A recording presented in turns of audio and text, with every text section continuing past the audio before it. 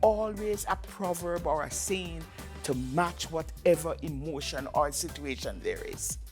Now, these proverbs or sayings are influenced by our multicultural ancestry, namely that of the African and English ancestry. And of course, it's not just the saying or the proverb, it's how you say it too. If you're afraid of yeah, you never nyam head. The English translation would be, if you're afraid of the eye, you will never eat the head. What that mean?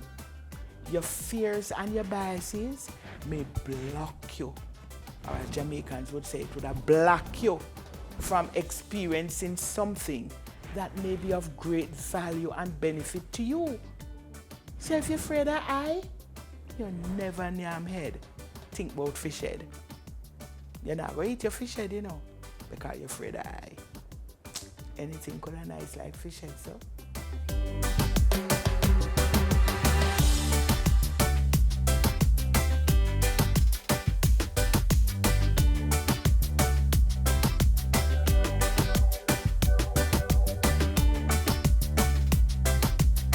There is so much truth and wisdom in our good old Jamaican proverbs. So we need to claim our heritage, know our culture, get to know we Jamaican proverb them, and use them when we really need to.